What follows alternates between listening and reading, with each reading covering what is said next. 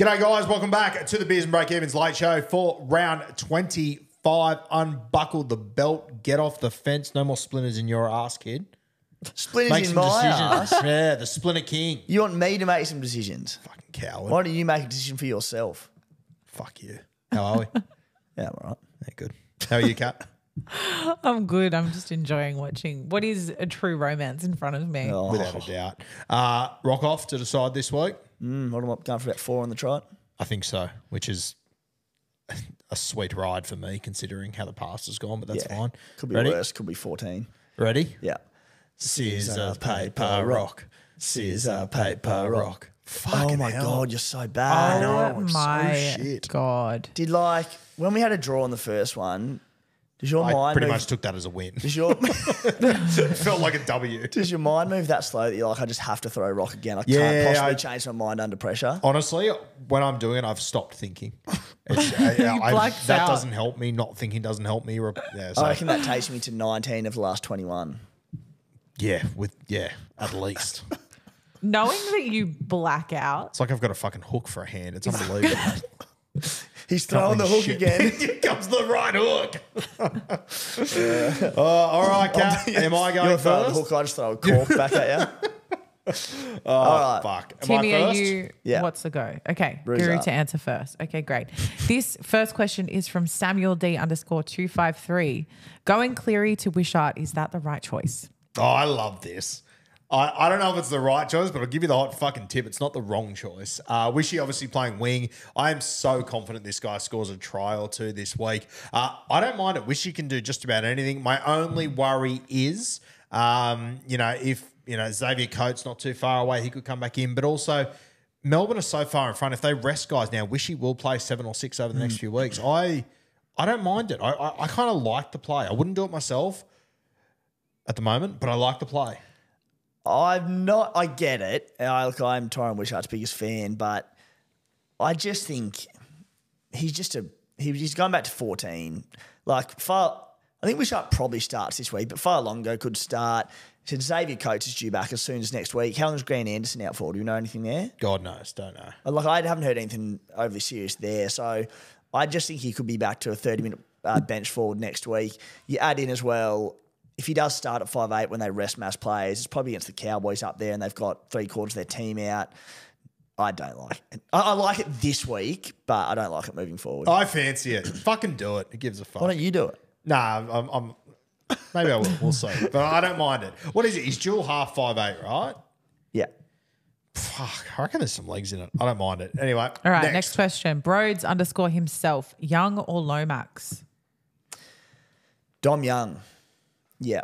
We had a big chat and we ranked the premium CT dubs and we had, I think, Kiraz and Manu in there as well last night, and there's so few between these blokes because of such good runs home. But Dom Young can really, really hurt you. With the Roosters run home, if they go on a run like I expect them to and put plenty of points on, Joey Manu back inside him, it just changes that edge. I think Dom Young's the player, and I think if you've got one trade left, I think you've almost got to get Dom Young in. Yeah, I agree. I love Zach Lomax, and I'm very happy to have him. I like the matchup, Win Stadium this week against the Sharkies, then he goes Parramatta Raiders, which is good. But I think Dom Young, Lomax can't finish your season. Dom Young can. Yeah. So I just think you've got to get Dom. Dom Young, not saying this will happen, Dom Young could average 130 in the next 3 weeks, for the last month of the season. Yeah. Okay. You've been talking, sorry, just to go off a little bit, you have been talking about Roosters resting players a bit. Do you feel like Young, that could happen to Young, or do you think he's just too vital to that side? No, it's a good point because of his hamstring concerns. If someone's going to get rested, it's Dom Young. It's a good point. Because that's my hesitation. I had him, got rid of him when he was injured. I got Lomax now, but I have the option of potentially bringing him back in. But I'm hesitant because of all this talk about Roosters potentially resting for finals. I will say one thing, if he rests, I would say it's probably around 27 if they go, all right, let's just get him through the next 2 weeks, get him right. By this point of the season, depth is so good. There are some serious sits in our 17s at the moment. I know it's a little bit different if you're buying him, but as an owner, if he misses one of the next 3 weeks and I'm playing for 2 of those soft matchups, I'm still fine with it. Even buying him to get him for 2 of those 3, I still don't mind it. I think the question is, if you think Roosters are going to rest, I would go Lomax. If not, I would go Dom Young. Fair. For the next, because it's 3-week play at the end of the day. I'd rather Lomax playing 3 games than Dom Young playing 2 at the moment. Yeah, fair enough. Yeah. True. Okay, cool. Thank you for clarifying that for me. This question is from Bruce. Is Cody Walker a hold or sell to end the season?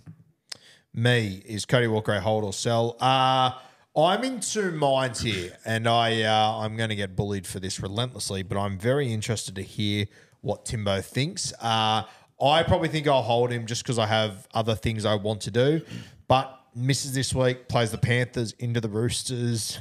Maybe is a sell. Maybe Tyron Wishart. Hello. Oh. I don't mind it. Talk to me. I think he's a sell. Put it this way. Barring mass resting / injuries the last 2 weeks, you're not playing him in either of those 2 matchups. Roosters, I could play him. Yeah? Penrith, no. Roosters, I could, just because that game is throw form out the window. It's their last hurrah this year. I reckon I can see him doing well against the Roosters. I wouldn't play him with a 10-foot pole against the Panthers, though, 100%. I think full-strength Roosters in round 27 against the Bunnies put 40 to 50 on them. No. South and will get themselves up for that. I think you read into the rivalry a bit too much nowadays, and I just think their season's over and done with. Roosters will be looking to hum coming into finals. Way too good for them. And, yeah, I think Cody Walker is a sell. Roosters, eyes on the week after. Bunnies, that rivalry, mate. I think you're undersleeping on the rivalry. Undersleeping or whatever it is. I don't know. I don't mind Cody Walker against the Roosters. Penrith, though, hard pass. He's not playing this week, so I'm only going to use him in one of the next few games. I can understand people selling him. You have to be in a pretty good spot to be selling Cody Walker, though, I think. Yeah. Yeah. I'm going to sell him. Okay. Cat, I'm selling. From Michael. Yeah, are you actually going to sell Cody Walker? Yes, I'm going to sell Cody Walker because my gut tells me. What did you say? Pardon? No, I didn't say anything. What did you say? Just said you're a hollow fan. Continue. My gut tells me that if he does come back, it's not the same Cody. I know we're talking the rivalry, but I still don't feel like he's going to bring the same energy that he had before. I just think they're done with this season, and Cody worries me because it shows in his game when he's not in it. So that's it. Talking sense. I like it. All right. Let's talk dollars, baby. Yeah. Oh, you took the joke out of my mouth. Michael Nowak said, what's Tim's plan to catch Guru in the last 3 weeks? Fucking white flag. Thanks for coming. That's your fucking plan. Tom Trebojevic hamstring going. Don't say that. I can't believe how many times you've said it. I hope the community absolutely pulverizes you this week, kid. Oh. I don't. And I'll be leading from the front. Well, that's the thing. I don't want it to happen, but I'm just being realistic that is my ticket. I don't like. I think Tommy's the hamstring wrong Tommy T got injured, unfortunately. If his hammy goes, my heart will break. I'll be filthy. Will it be a win for my Supercoach team? Yes. But I think that happening is my ticket. God, can you imagine if it happens this Thursday No, night don't when we're drunk even. as a skunk after Don't. winning the golf and the trivia title? I think you might actually see Tom and Eddie cry. And you know what? I'll cry with them. I'll cry with them too. But the Stallions will rise again if so. No, I do think that is probably the only way you could do it, though. The only way I can do it. Bro, it's 500 points. You got 3 weeks to go. You're going to have to beat me on average by 150 every week. Yeah. Which you're probably not going to do. You're running, Okay. yeah. Guys, we're going to go in circles here. Yeah. Do you want me to go to the next question? Proceed. James asked, should the game give us more trades to keep more people interested for longer? Me go for this one? I think it's you. I think that's the most cowardly thing I've ever fucking heard, to be completely honest with you. But you don't just get more trades so it's easier. Like, part of the game is strategizing for the back end and being prepared for the back end. There are going to be restings. There are going to be injuries at the back end of the season. Like we get to the back end of this year and it happens and everyone's fucking, so many people are shocked every year. Like, you have to plan for the back end. It's not you don't lose the 100-meter race. Go, maybe we should make it 90, make it a little bit easier. It's fucking dog shit. This is part of the game. This is what makes it exciting for real Supercoach players. And if you haven't prepared for it, tough shit, that's on you. Yeah, look, Goddamn. politicians' answer is, from a business perspective, I can see why they would add more to keep people interested longer. I like how you're doing. Yeah, I'm going full politician mode. You're giving Trump hands while Yeah. you're talking business. I know.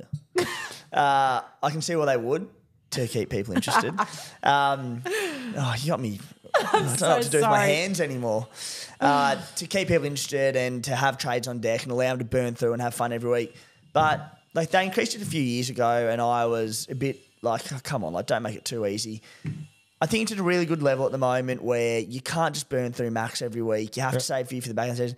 As you said, Guru, one of the biggest strategic sides of the game and the chats you have every week with your mates and your leagues is, I need to save them, but I just can't help it. I can't help it. You can still trade pretty hard through the majority of the season, maybe run low for the last few rounds. It's fine. It's such an integral part of the game, the ability to save trades. Yeah, and you have to have control over what you do throughout the year. I would be and it would suit me if we had more trades because it would keep people interested for longer. But the game is better where it is right now, where you have to actually make smart decisions throughout the year and work out when you're going to use them and not. Yeah. I think they've already made the origin period a lot easier for people. Like the game's, I think right now, a little bit easier than it ever has been. I don't think we need to go any further. I think we're at the line for me. Yeah, like it. Yeah. Cool. Well, this is the last question, and it's a good one. What are the boys' favourite bickies? This is from Dylan Elturk. I'm keen. Do we want to set the scene? Is it like bicky that you have with your tea, coffee? Shall we go with that vibe? Yeah, I think so. Yeah.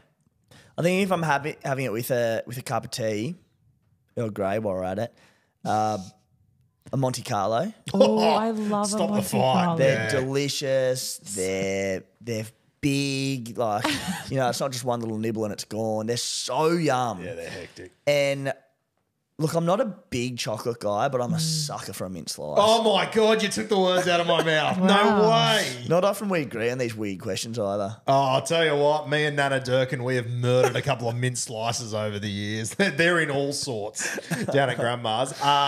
Yeah, they were the exact two I was going to go for. I do love Wow. an Anzac biscuit too. They are all Yeah, homemade Anzac Bicky. How good were my mums? Yeah, Yes, top they notch. were very good. Yeah. But yeah, the Monte Carlo, the mint slice, they're unreal. Geez, you really rattled me there. Yeah, you didn't see it coming, Good. did you? What about you, Catman? Oh, they didn't want to know. They said the boys. What would I'm joking. What would you take though? Okay, so you've got the assortment that you can get, which includes the Monte Carlo. Those are the first to go. I'll agree with you 1,000% on the Monte Carlo. I am also a big fan of a digestive with the dark chocolate or chocolate on it. You know those? Digestive, the McVitie's one. What, it's called a digestive? It's called the McVitie's digestive biscuits. Oh, Don't the be- real flat, skinny yeah, ones. they're round Yeah. and you can get plain, you can get with chocolate on them. Ah. They go so well with a tea or a coffee. My only knock with a tea or a coffee is they're hard to dip because they're so small and feeble. They can really drop into your tea very easy. It's a fine line. It's a bit like Supercoach. You just got to have a strategy. Touche. I'll tell you what's another one that like I would never buy. I would never go and buy these myself. But when they're presented on a platter or someone puts them out, I'm like, fuck, these are hectic. Yeah. Just a simple wafer. Oh, I love a wafer. I got given a wafer out of nowhere about 2 weeks ago, and I don't reckon I'd had one in 5 years. Yeah. I was like, why have I not had one in 5 years? They're elite. What flavour? Delicious. Because they normally come chocolate strawberry and then there's like a vanilla. Yeah, or this Yeah. is so plain of me, but vanilla. vanilla. Yeah, I don't have an issue with vanilla. No, I'm a yeah, big vanilla vanilla ones guy. are so. If it's the three colors, it's pink or vanilla for me. The chocolates I can pass on. Yeah. Good. On the vanilla argument, I think I love just vanilla ice cream. So do I. I don't know why people are so anti it.